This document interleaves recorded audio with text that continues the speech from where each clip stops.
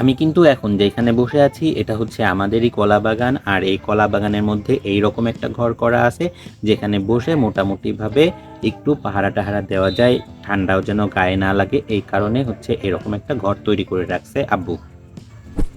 তো চলুন আমরা ভিডিওর মূল কথায় চলে যাই। আপনাদের যাদের যাদের এই ওড়নাটা দরকার তারা কিন্তু খুব দ্রুত আমার সঙ্গে যোগাযোগ করতে পারেন। আর আমার সঙ্গে যোগাযোগের জন্য অবশ্যই ফেসবুক পেজের লিংকে এসে ইনবক্স করবেন। এই ধরনের ওড়নাগুলো রং করতে গেলে সবার প্রথমে আমাদেরকে পিওর জর্জেটের ওড়না কালেক্ট করতে হবে। তারপর পিওর জর্জেটের ওড়নাটা কোন শেপে কোনভাবে আপনারা ডিজাইন করবেন সেভাবে আগে মনের মধ্যে সেট করে নেবেন। সেট করে নেওয়া আমি যেমন এইখানে হচ্ছে কিভাবে করব সেটা আগে মনে মনে ভেবে নিছি, তারপরে হচ্ছে এইভাবে দাগ দিতে শুরু করেছি। দাগ দেওয়া হয়ে গেলে ওই দাগ সোজাসুজি আমাদেরকে আবার কুচি দিতে হবে। তো কুচি দেওয়া হয়ে গেলে ওইটার যে একটা পাশ হচ্ছে আমাদেরকে গুছাই ফেলতে হবে যেন ওইটা পলি করা যায়, কারণ এক পাশে পলি করা থাকলে অন্য পাশ রং করতে হবে আমাদেরকে।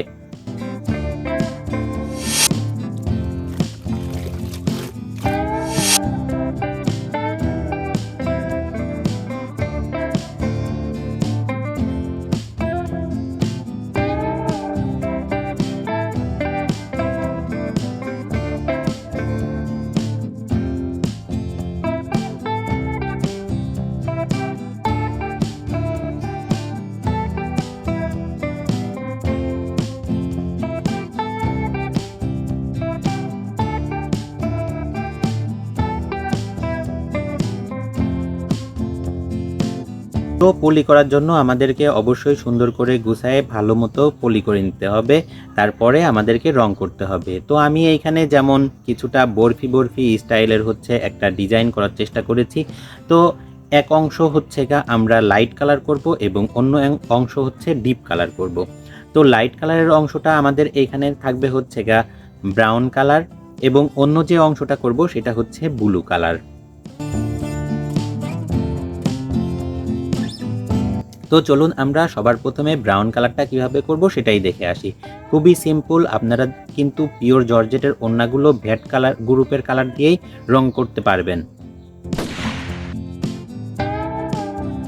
তো আমিও এইখানে ভ্যাট গ্রুপের ব্রাউন কালারটা নিচ্ছি এবং এর সাথে হচ্ছে কস্টিক সোডা এবং হাইড্রোজ মেডিসিন হিসাবে ব্যবহার করছি। তো কস্টিক সোডা এবং হাইড্রোজ, রং এবং পানি, এই কয়টা জিনিসের মাধ্যমেই কিন্তু আমাদের রং করা পসিবল।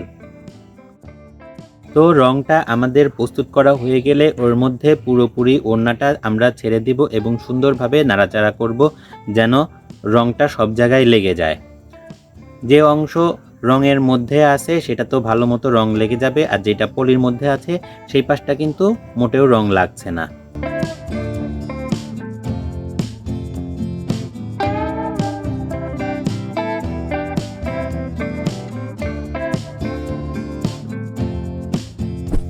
এইবার আমাদের করতে হবে হচ্ছে দ্বিতীয় কালারটা, আর দ্বিতীয় কালার হিসাবে আমরা এখন এইখানে ব্যবহার করব হচ্ছে ব্লু কালার।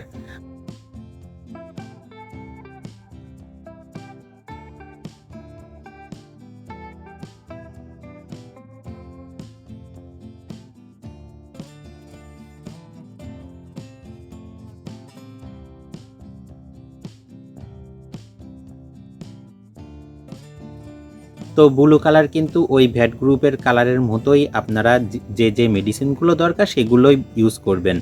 হ্যাঁ, আমি হাইড্রোজ এবং কস্টিকের কথাই বলছি। এইখানে মেডিসিন হিসাবে শুধুমাত্র এই দুইটাই থাকছে, আর কিছুই লাগছে না। তো হাইড্রোজ, কস্টিক এবং ব্লু কালার, তার সঙ্গে গরম পানি ব্যবহার করলেই দেখা যাবে যে ওই আপনাদের হচ্ছে ব্লু কালারটা রেডি হয়ে যাচ্ছে। তার মধ্যে যদি ওড়নাটা যেই পাশটা রং হয় নাই সেই পাশটা যদি চুবাই দেন তাহলে দেখা যাবে যে সেকেন্ড আর একটা কালার হয়ে গেছে। আর ভ্যাট গ্রুপের কালারগুলো কিন্তু একদম 100% গ্যারান্টি দেওয়া পসিবল। আমি আবারও বলছি, ভ্যাট গ্রুপের কালারগুলো কিন্তু 100% গ্যারান্টি দেওয়া যায়।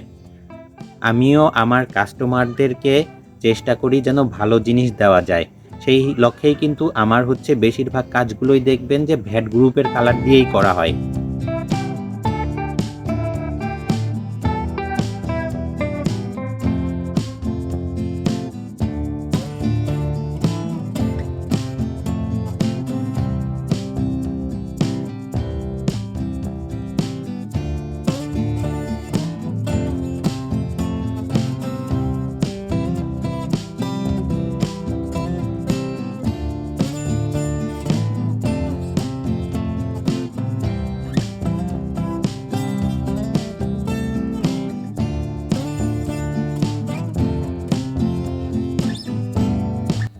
তো আমাদের তো এইখানে কিভাবে ডিজাইন করতে হবে সেটা ভালো মতোই জানা হয়ে গেল।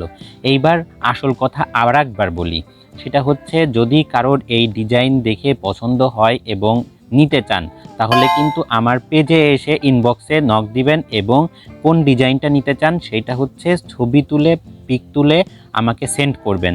তাহলেই আমি আপনাদের জন্য ওড়না রেডি করতে পারবো। আমি আবারও বলছি, আমি আপনাদের জন্য ওড়না রেডি করতে পারবো। তার জন্য আপনাদের কোন কালারের কোন ডিজাইনটা পছন্দ সেটা কিন্তু আমাকে জানাতে হবে। আর আমার কাছে শুধুমাত্র পিওর জর্জেটের ওড়নাগুলোই রিজার্ভ আছে। তো আজকের মতো এই পর্যন্তই। আল্লাহ হাফেজ।